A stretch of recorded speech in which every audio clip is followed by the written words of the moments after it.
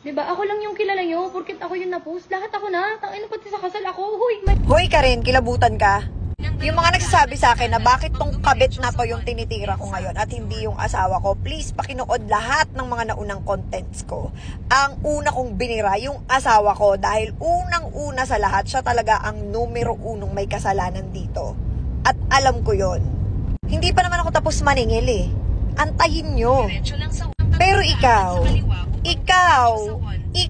yes, nakabit ka. Hindi mo pwedeng gamitin yung trabaho mo para makaalis ka sa kasalanan mo. Dahil alam mo yan sa sarili mo na hindi kayo hanggang trabaho lang ni Patrick. Alam mo yan, minahal mo yung asawa ko. Tama? Nagkaroon kayo ng relasyon outside of your work. So please, wag mong gawing excuse yan. Oo, mali ng bugok kong asawa. Siya talaga ang numero unong nagkamali dito, pero mali ka rin. Huwag mo sa akin sabihin hindi, dahil sa bibig mo mismo lumabas, diba? Nasabi mo pa kay Patrick, dapat hindi na lang kita sinauli dyan sa asawa mo kung alam ko lang na magkakaganyan kayo ulit.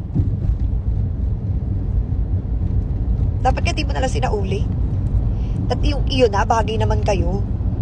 Napakarami mong panahon para i-message ako at humingi sa akin ng paumanhin dahil sinira mo yung pamilya ko. Sinira nyo ni Patrick. Sinaktan nyo ako at sinaktan nyo yung mga anak ko. Diba? Sobrang dami mong time nakausapin ako eh. Pero anong ginawa mo? Nag-live ka. Nagpapapansin ka. Kumukuha ka ng simpatya. Or I don't know whatever purpose ang meron ka kaya ginagawa mo yan imbis na lumapit ka sa akin.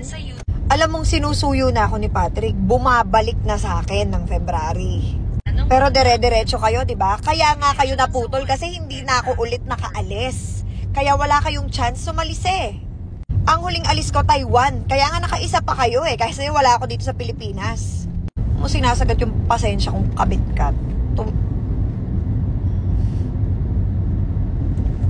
This battle is very personal for me because I am fighting for my rights as the legal wife and also for you hurting my kids. Kaya sa mga nagsasabi sa akin na bakit ang pinuputukan ko ngayon is yung kabit, dapat lang. Dalawa kayo ni Patrick.